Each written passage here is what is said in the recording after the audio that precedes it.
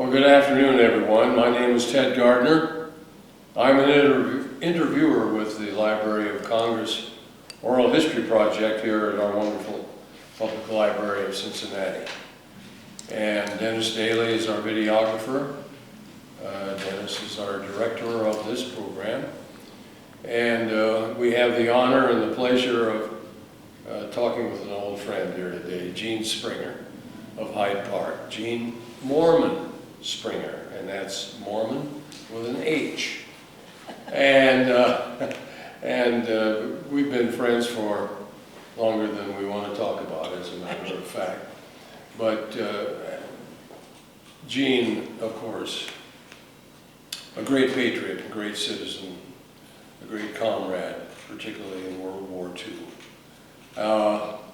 Her devotion and her inspiration led her down a very, very interesting path, and we're going to get to that right away. Gene, where were you born? In New York. New York, in the city? Or? Oh, no. Yes, in the city. Huh? And then... And you were educated in New York? Yes. Wow. Long Island. Long Island. We moved out to Long Island. Uh-huh.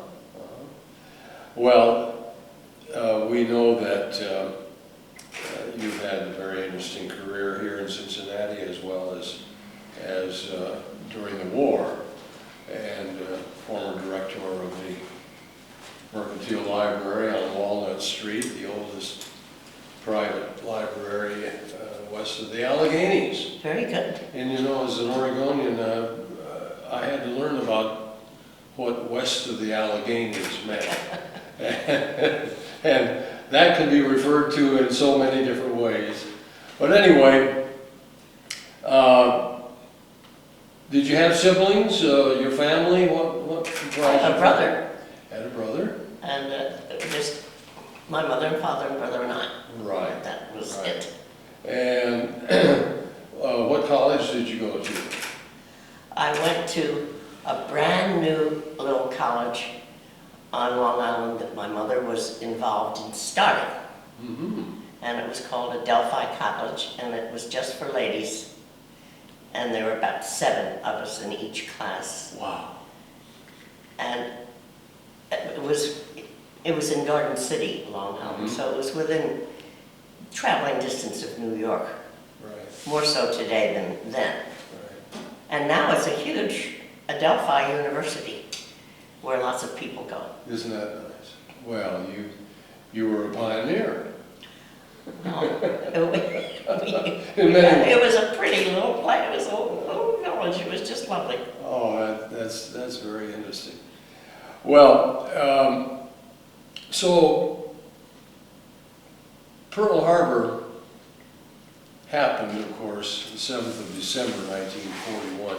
Where were you? There are times in a person's life. That's my great. I had at that point in my life, I was very interested in being a dancer. And I don't think you've heard this part of my life.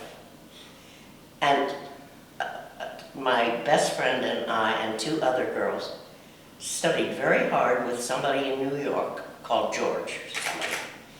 And we were working towards Broadway. I mean, it was not, this was modern dance. Mm-hmm. And it was all very intellectual and something. And so we worked very hard, and we had rounded up all the critics. I mean, it was Walter Terry at that time.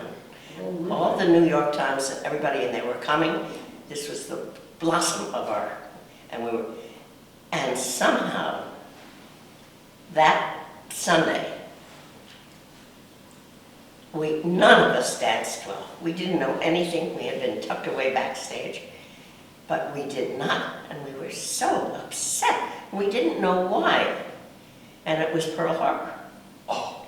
We went outside, and nobody cared whether we danced or died or did anything, and the critics didn't even come.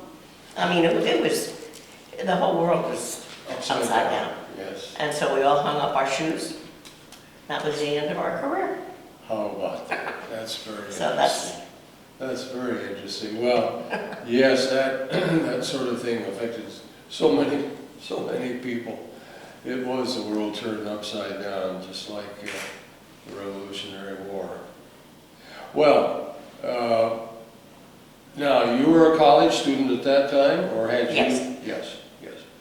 And so you, what happened? Well, I was kind of at loose ends. I decided I wanted to do something else besides go to college. And I was loafing around New York trying to find something to keep me busy. And I remembered that I had read that Jacqueline Cochran was, who was the queen of aviation in those days, that she was interviewing people. I had gotten my license, my private pilot's license. You wanted to fly. Well, I wanted to fly, yeah. It was a good way to spend one summer. And so I had my license on seaplanes. And so I was wandering around New York wondering I had a train to catch and had some time on my hands. So I decided to give her a try. I went to the hotel and she said, come up. And I sat there in front of this spotlight that you felt like you were being, in a police station or something. Third degree. Yeah, and she quizzed me for an hour. Wow. And I left thinking, well, I can catch my train. And that was it. And then a few months later, we got a telegram saying, report to Sweetwater, Texas on March something. Good heavens. And of course we had to pay our own way down there, which never occurred to me there was any other way to get there until other people said I thought it's a shame. But that's why I went. So they didn't send you a ticket and said, we want you to. No, they sent a telegram. Those were the days. Well, that's very interesting. So here you were, a big city girl, all of a sudden transported to the sands of Texas in the middle of the panhandle. It was really not very exciting, but it was a wonderful experience. Well, I'm sure it was.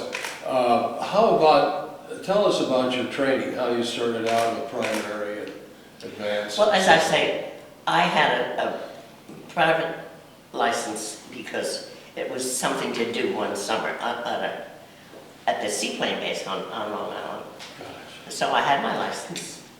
And then the minute we all got to Sweetwater, the first thing we were told was forget. You had to have a private license to be a WASP at all. You couldn't just say, I'll sign up and learn. You had to have your license. And the minute we got there, the instructors all said, forget everything you ever knew. We'll do it my way. And so we did. We had just what the boys in training did, this primary, basic, and advanced training. Right, right. And it wasn't easy. They were very hard on us. I'll bet. Yeah. This is serious business. Yeah, because we were girls, and a lot of the instructors were not convinced we were any good. Right. And they didn't want us doing that if we weren't any good. So you really had to try hard. Yes, I'm sure. Well, all of a sudden, you were subjected to the rules and regs of the military. Yeah. To make our bed every morning by 8 o'clock. Square corners. Inspection, all those things that you don't grow up with, I know. I think that's just wonderful. What was your pay to start out with? I have no idea. I've often wondered, because to start out with, I don't think it ever changed. We never got paid training at Sweetwater. And then when we graduated from there, we were all assigned to different air bases. Right, right. somehow, it just got deposited somewhere, and then we had per diem.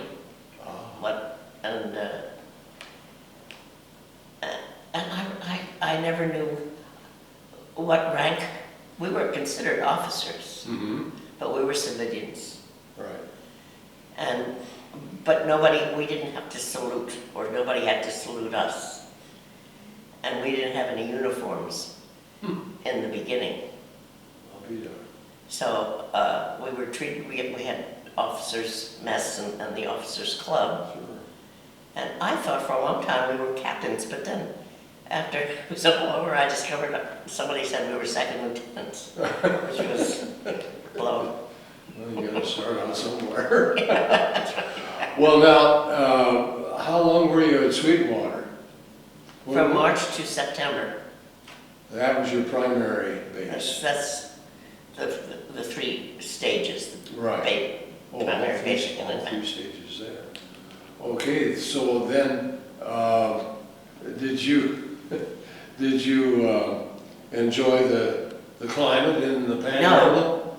No, not a bit. It was either muddy or sandy or windy or hot.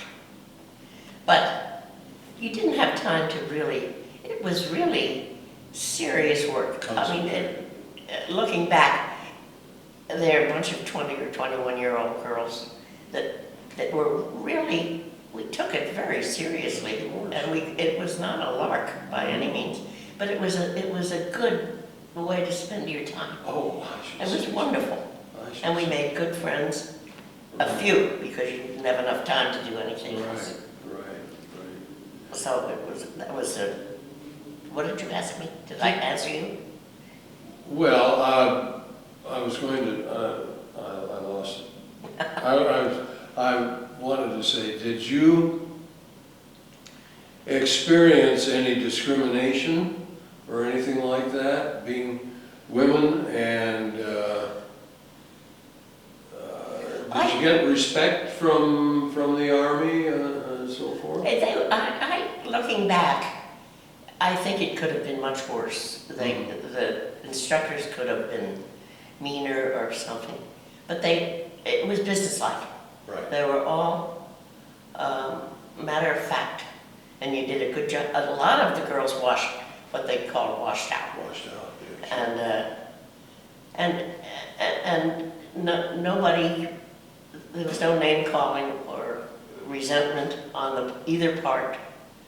It was all very above board and very, looking back on it, I think it was quite an amazing tribute to the instructors and the mechanics and all the men, because there was no, we were so busy that we didn't have time for highly concentrated, yes. Yeah. So I have to hand it to I know my instructor was faceless, but supportive. Mm-hmm. And that's very, very interesting, because this was something new, even for the Air Corps or the Army, to have women pilots and that sort of right, thing. yeah, and they were. It was not a bad. Nobody, I can't remember a tear on anybody's face, How about that? and those that washed out accepted it. Yes, that was it. Did you ever see Jacqueline Cochran again? Oh yeah, she used to fly in and hold court and rearrange. She was a very dynamic woman, and she had a better idea every time she came. Wow. So that's marvelous. All right, so along came that first September. That would now, are we talking 1942? 43. 43, okay, 43, and of course, by 43, our nation had started to turn the corner from abject misery and early war losses into a strong, functioning military organization that was beginning to turn the tide. Where were you sent after Sweetwater? I was sent to Romulus, Michigan, which was near Detroit and Yes. Dearborn up there. Right, And I was in the ferry command. okay. And some of the girls, there were only two places you could go in that, for my class. And that was to ferry planes or tow targets. And the girls that towed targets were tall. So they flew bigger planes. Mm-hmm. And the boys practiced shooting. Right, And we ferried planes from factories to wherever they were needed. And the purpose of the WASPs altogether, first I want to say again, it's the Women's Air Force Service pilots. It's not the white Anglo-Saxon No. Protestants. Sometimes people, even now, I know. so, anyhow, we would pick up planes at a factory, and our lot was little planes, the PT-19s. Mm-hmm. Which- Trainer. the primary. Mm-hmm. Right. And of course, there were open cockpits with no, we had an altimeter, a tachometer, I was trying to remember this, a airspeed indicator, and a needle and ball, and one other one, and it was not a gas gauge. Mm-hmm. So you never knew how much gas you had heading into a wind that came from that way, and you get this many miles to a gallon of the wind. You know, it's like those old word problems in grade school. So it was very hard to figure out when you needed a Right. forced landing. Right. Well, that must have been, you know, the name romantic, of course, covers a widespread aspect of life in the world, but it was a romance in the way that you were doing something different and you were doing something sort of exotic. Yeah. And It was exciting. It was, we all loved it. I never heard anybody want to go home. what about your accommodations and so forth? You said you had no uniform. You were not No. given a uniform. We wore pinks, Mm-hmm. you know, Yeah. and that's when we were dressed up. But flying, Jacket and pants and no, Or shirt, a skirts. shirt, no tie, okay. and those gabardine pants. That was our dress up. Mm-hmm. We could wear dresses at night, though. I mean, we could go back to being civilians. Okay. But if we went to a formal thing, we had to wear it. But when we flew, being up there where I was, the weather was cold. And so we were in fur-lined fleece, you know, those fleece jackets with leather and goggles and boots and mittens, and you felt like a child in a snowsuit. And that's what we wore. And then when we landed, we always had to take what was called a B4 bag. It was the most wonderful suitcase I've ever had. You could get everything in it. And then you could, wherever you landed, you could change your clothes. Sure. So what we wore under I don't remember. It didn't matter. It's just clothes. But once you got in that cockpit with all that fleece and a safety belt and sitting on the parachute and in the air, Wow. you know, open air, Wow. you can move. You had the stick and the throttle and your map. The most important thing Sure. in the world is the map. Yeah. If you could see it through If you the could see goggles. Well, in those days, of course, communications were pretty bare, minimum, and How about the, saying flying out of Romulus? Give us an idea of a point to which you flew and delivered a plane and what was Okay, it I have like? two little stories. One is that we were assigned, a few of us, to take a plane from outside of Buffalo, a PT-19, to Alberta, Canada, which is the end of the world out there.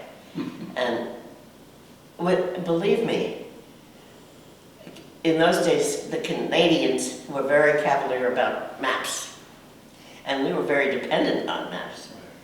And if there was a lake there, it should have, if it said so on the map, it should be there, but it never worked out that way.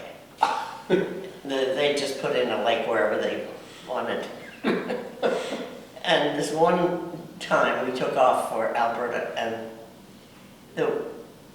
as I say, you had to do all this math about it. If you have this many gallons of gas and the wind is going this much and you're going that fast and you get this many miles to... It was terrible. And I finally figured out I was standing still. That I was not going to make the next airport. No ground speed. And I was in the middle of Winnipeg, or Manitoba, it's one of those middle things. And I had to make a decision. And there was no airport on my map. And I couldn't see any roads. And then magically, there was this little tiny spot that I saw with a runway. And I naturally went right at it. And I circled around and waggled my wings, and they shot back a red light, don't come in, we don't want you. And I said, yes, I do. I'm coming up. And we argued, and I finally came in. And I must say I made a very good landing. And they came out to scold. And they said, I'll just quote, Jesus a damn. So that was, they were, and it turned out to be a prisoner of war camp. Oh, for heaven's sake. From all Germans, behind barbed wire. They hadn't seen a girl in I don't know how long. So I spent a week playing ping pong there till the weather cleared up. So that was fun. Then I got to Alberta without further trouble. But the other story, I had to take a PT-19 to Greenwood, Mississippi, which is a training base for B-24s. And a PT-19 is that big, and the B-20, and I happened to arrive at the time when the cadets were practicing touch and go landings. Yep. And around the traffic pattern and coming, and nothing was going to stop them, and they were evenly placed, and they were really dedicated to doing this right. And here's my little mosquito wanting to get into the traffic pattern so I could land. Sure. And they wouldn't let me. They just looked straight ahead, and I don't blame them. It was one of those problems. I didn't know how, and I didn't have enough gas to wait for the whole day to pass. And finally, I just took it. Somebody let me in, and I did. But I can just see it now.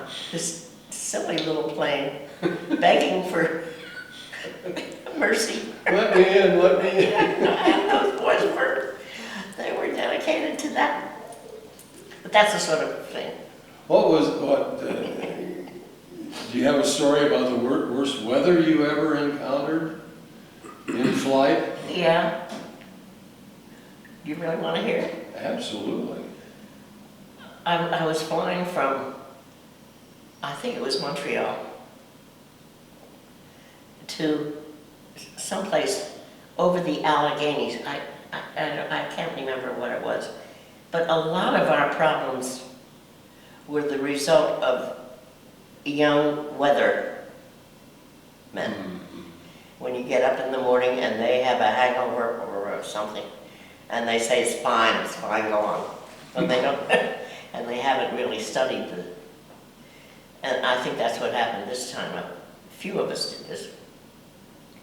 We took off from Montreal and worked our way to Pittsburgh and landed for a minute and then refueled, I guess, because it didn't know.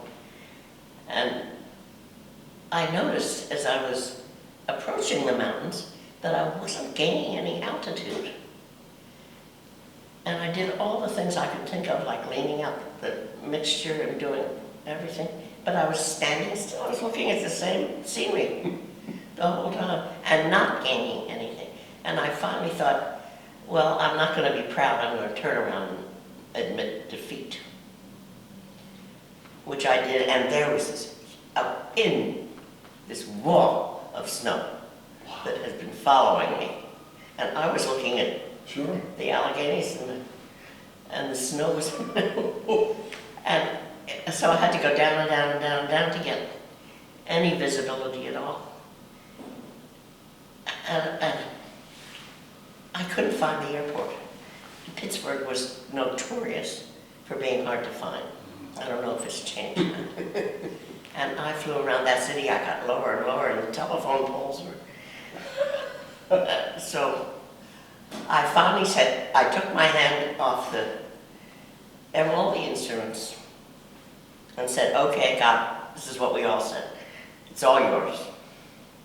And I looked out, and there was the airport. Oh, for heaven's sake. And I'm not a very religious person, but I was very grateful that I had 1 gallon of gas when I pulled. How about that? So that's a 3. And I'm sure a lot of the girls that were with me ended up in cornfields and so forth. A couple of them made it back. Were there fatalities? But that's a bad weatherman. Oh, I should say. Were there fatalities in your group? There were 38. I just went to this ceremony, in Washington. Yes. And there was a memorial service, which was just lovely. I don't know the name of the place where we were. I get them mixed up. But this was outside, and it was a gorgeous day. And it was in memory of the 38 girls that were killed. And one of those 38 was my beloved roommate. Yes. So that's all. But I think that's pretty good. Yeah, I should say. Only 38. Well, Girls fly straight and level. They did. I mean, if they had to go from A to B or A to Z, they went. The boys went. Whatever they felt like doing. They got there too. Sure. But girls were very careful. Yeah, boys were prone to flat hatting and things like that. They enjoyed themselves. We were very businesslike. Well, what was the favorite plane that you flew? Was it The AT-6. AT-6, the Texan? Even when, after I had my instrument card and flew bigger twin engine and everything like that, that AT-6 was the most wonderful airplane. Right. And I think a lot of people loved it. The Navy had a similar, I don't know the Yeah, number. right, exactly. Well, and of course, we have 4 AT-6s out at our I War know. Museum. I keep hoping somebody will invite me to take a ride I someday. know, they really should, really should.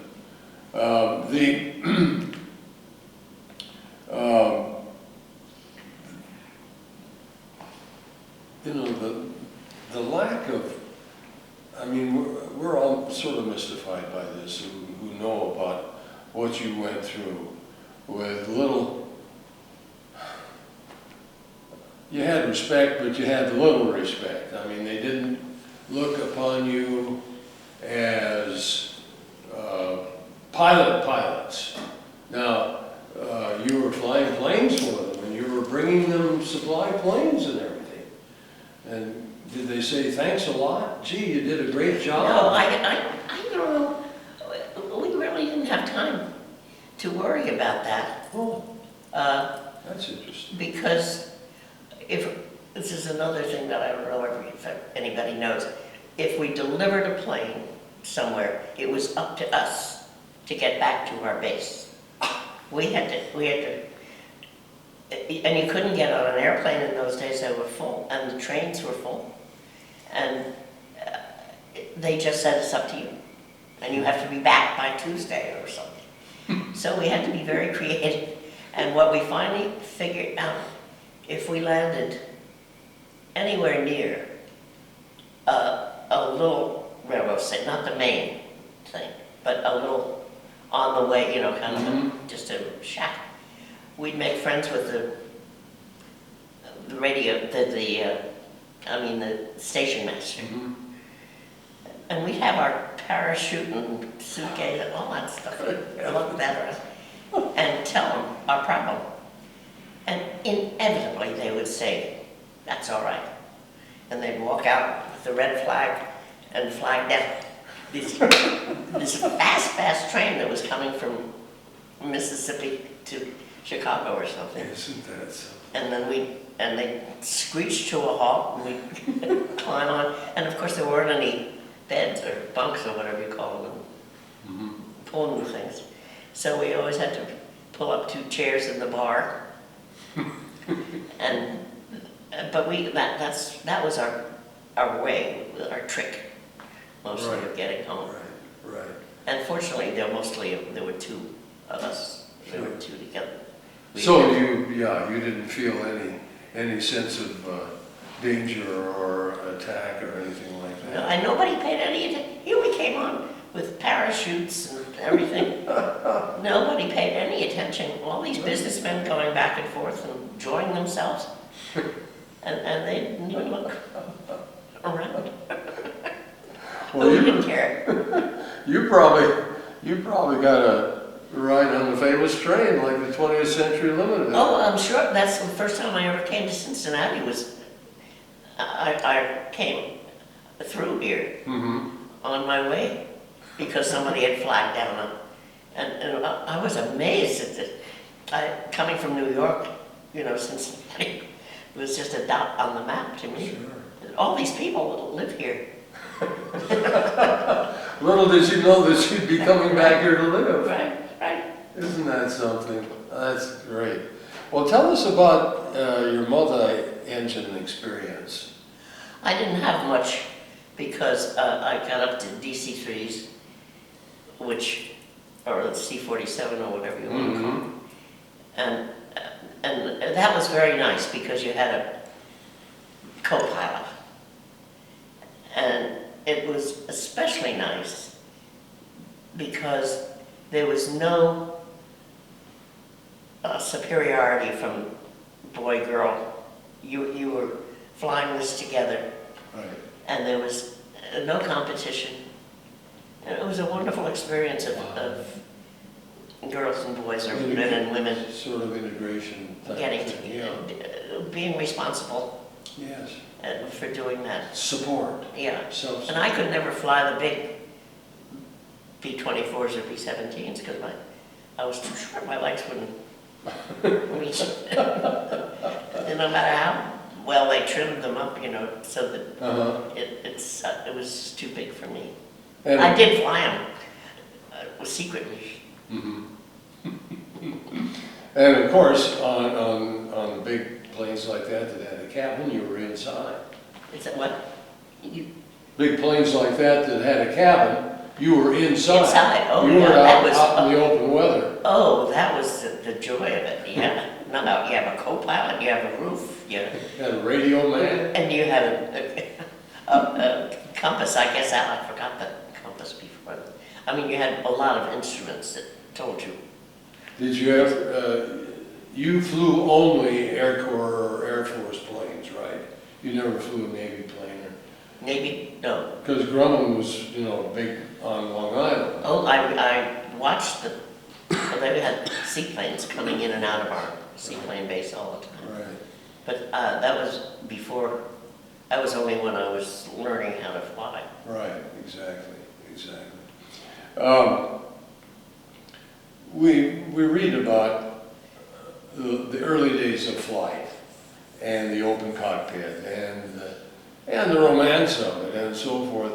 And as you pointed out, you know, many times you're flying by the seat of your pants, and ground contact was very important. And Especially windmills. windmills. Windmills were our favorite, because they were on a map Oh. and they were important. Well, And that's if you found that, if that windmill was where you wanted it to be, big sigh of relief. You How knew about about- that? Isn't that funny? How about that? Yeah. And they were out in farmland, weren't they? Especially in Texas. We couldn't, and we were too proud to follow railroad tracks, you know, the way Uh-huh. people said we did. We never did that. That's So interesting. I guess that might have been safer, but we never did it. And of course, the highway system in those days, the road system was minimal. Absolutely. No, we were very dependent on funny little ponds in the United States, not in Canada, as I say. Right, But in the United States, the maps were more than reliable. I should say. Well, you know, graduating from from a PT-19 to a C-47, you had a lot to learn about instrument flying and that Yeah. sort of thing? That was, you had to learn, there was a lot of math. And then I forget what you call it, where you sit in an airplane and it's simulated, Mhm. you know. Oh, yeah, sure, And, trainer, yeah, yeah. it took a lot of, it wasn't as much fun, actually. That was tough, because you were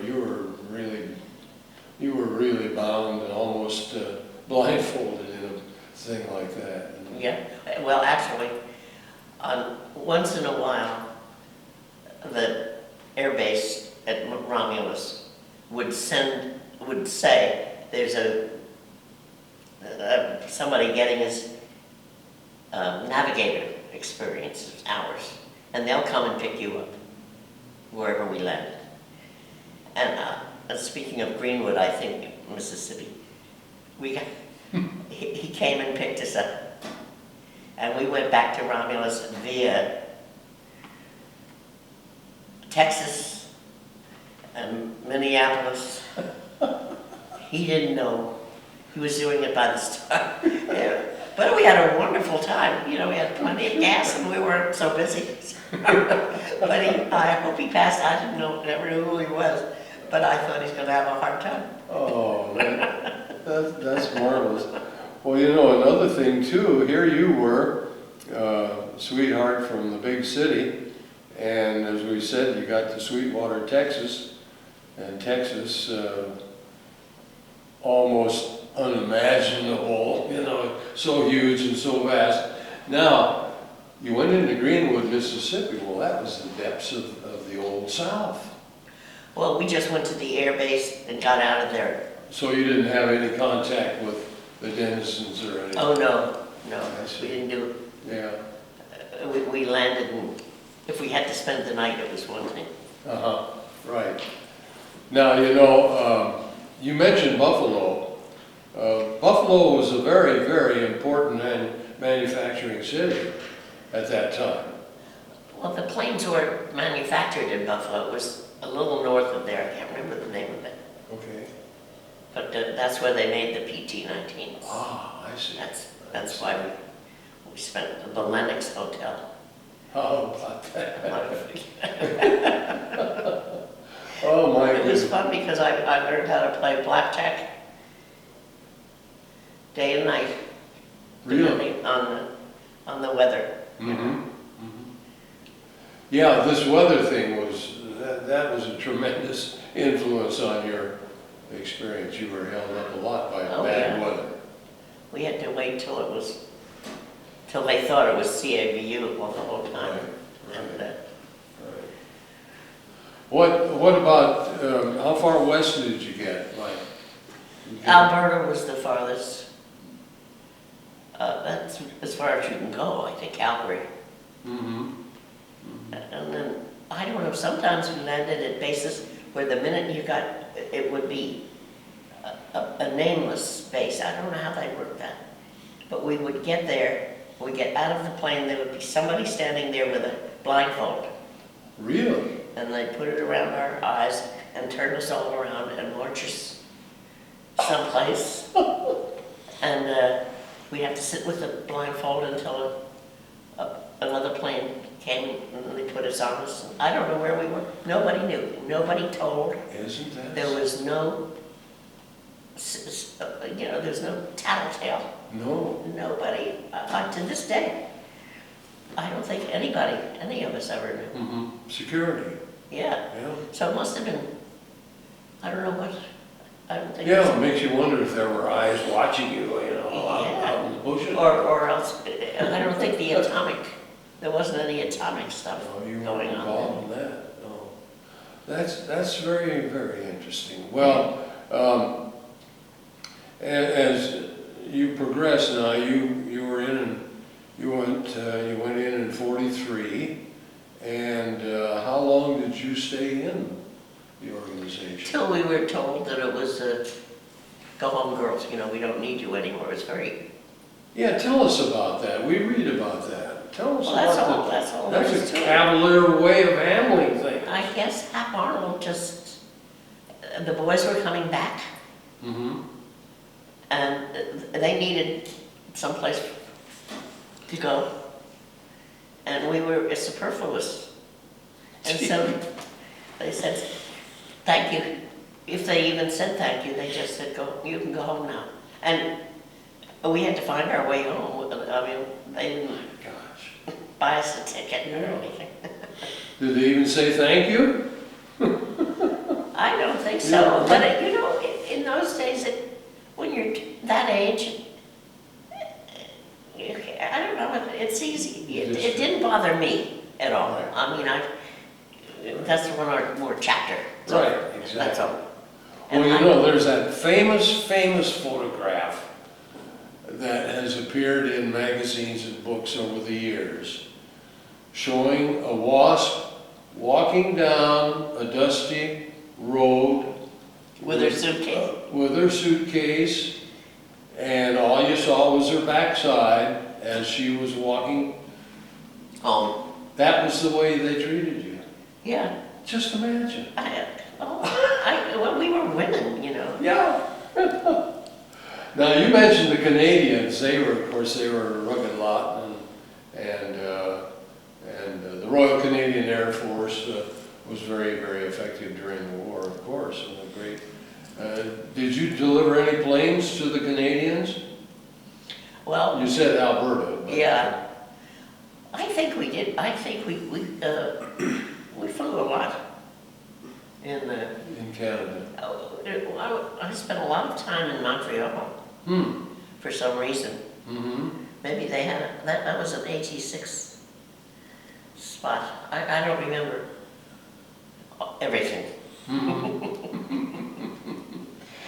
Well, tell us another funny experience that might come to mind. It doesn't matter where it was or what it is, but people love to hear these stories. I'm running out of memories.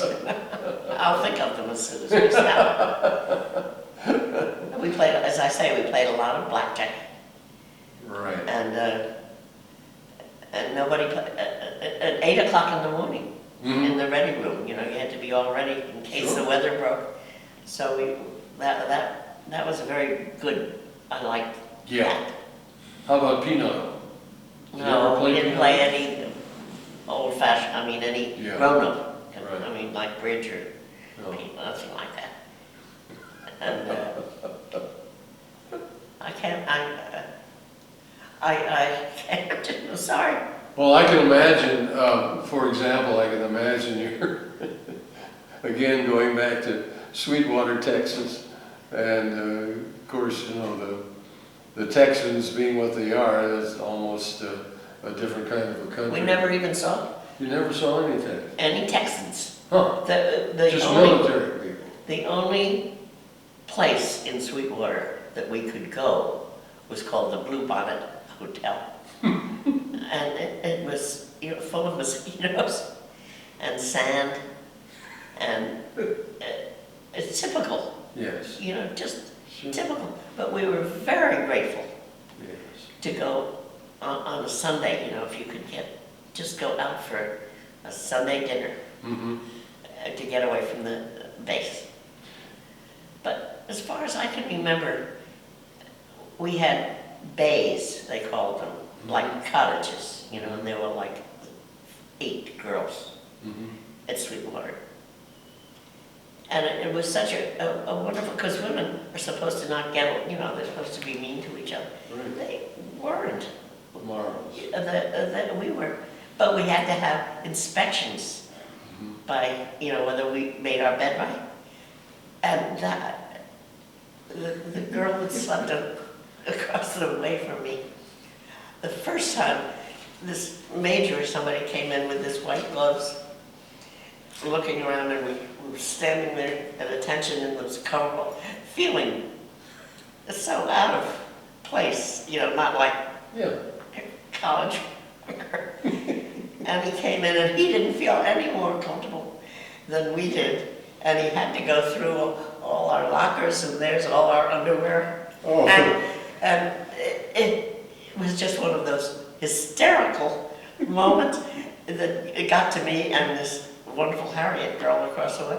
And we had a terrible time controlling ourselves, and we looked at the major, whoever, and he was having just as hard a time keeping his face straight, but had to go through all of these girls' belongings. Rules and regulations. Test whether the beds were made proper. Oh, So- that was the first time. I'll never forget that. So funny, so funny. Did you ever have an assignment to fly to the East Coast where planes would be shipped to the ETO or anything like that? You know, flying to Newark, New Jersey, or anything? We flew to Long Island a couple Long of Island? times Mhm. to, I think it was Roosevelt Field, if I'm Oh, not yeah. mistaken. Oh, yeah. Because I That was flew a- over my house and Did you really? waggled, I had called the night before and said, I'm coming over your car. And so I did it very carefully, though. I didn't do any Did your diving. family see you? Yeah, I Oh, think good. so.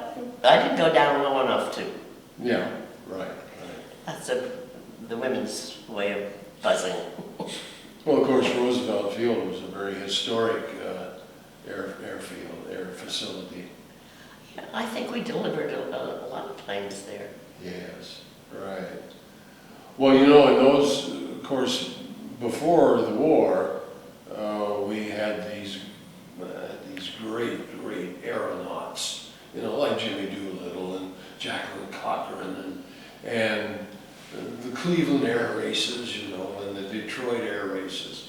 And I can remember as a boy reading in the papers and those stubby little experimental planes that they flew around the pylon and everything. Oh, yeah? Yeah. Oh. Was that part of influence in your early life? No, there was no influence.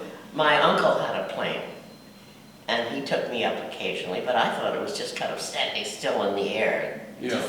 It was boring. But then when that one summer, when some of my friends were going to take flying lessons, and that's what I wanted to do. Mm-hmm. And that's when it became fun. That's Yeah. fun, yeah. Well, I can imagine how your family must have been kind of thrilled with your desire to do that sort of thing. Well, my father said no, and my mother said yes. Aha. So, That there was you it. are. That was it. But my father got in touch with all my friends, not boyfriend, but Yeah. friends who were in the service, to get them to write to me, to say, this is the wrong thing, nice girls don't do that. Really? And my mother said, do whatever you want. Oh, that's where you got your independent spirit too. Well, I was very grateful to her. I should say so. Just imagine. Yeah. And then my father was bursting with pride, Of course he was. He was so proud. My little girl. Yeah. Yeah. I flew him once. He came out, bless his heart, from New York in the overcoat, and in those days they wore fedoras Oh, and sure. gloves. And I could see he was pale. But he was brave, and he got it. This is when I had gotten my license at 18 or something. And he climbed into this seaplane and took up, of course, the struts are up here, and he held on to those like death. And I don't blame him. It was this little, nobody, and he suffered through it. Every time we looked this way, he'd lean the other way. And at the end, he was so proud of himself. Oh, of course he Never did it again. Of course.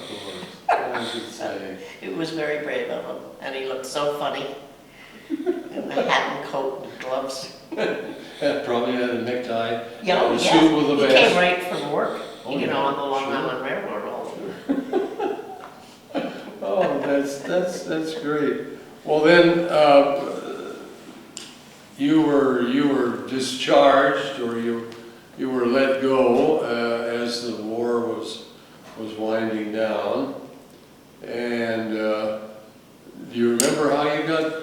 Where were you when you got let go, and how did you get back I don't home? remember. I think I went on the train, Mm-hmm. and by my your own- family had sent me some money, Oh, and it was pathetic because we weren't used to carrying purses, after all those years. And I got all gussied up and went into the ladies' room as we approached Grand Central Station, and left my purse with all the money. oh, for heaven's sake. That was a tragic moment. Yeah, I would think that would be slightly depressing at the time. But they were there to greet you when you Oh came yeah, in. they didn't care. They said it's only they were money. So happy to have you Yeah. back, I should say. Well, over the years, and our family got to know your family, in the late 1950s, more than 10 years after the war. You were in Cincinnati, and there was no connection whatsoever to the organization in those post-war years. You had no communication with anybody, maybe My other roommate who survived, okay. and we had reunions. The WASPs did, Mm-hmm. and she, Sunny, her name, she and I went to various reunions. Oh, you did? Good. But we didn't. And then when they were agitating to be recognized for veterans, whatever. Yes. There was a really active bunch, and they were calling everybody at any time of day and night to do something, Oh, to Washington. Really? And it all went by because they were doing a good job, whoever they were. Sure. But they were just alerting people like me. Right, that's good. Well, that's something, and of course, tell us now, Bob, we've got a couple of minutes left. Tell us about your great experience in Washington, D.C. recently. Oh, When you got it was this magnificent medal. yeah. Wow. It was very well done. It started off with trouble because the wording of the invitation was loose and so forth, so nobody knew what they were doing, and you're supposed to call, but the line was always busy, or something was full of the mailbox. But we persevered. My 3 children, two from here and 1 from Florida, and 2 grandchildren. We all made it down there and had a wonderful time. As I say, we went to this memorial service, and then there was another thing, and I don't know the names of the buildings, but it was all a huge building dedicated to pictures of all the girls and various. It was enormous.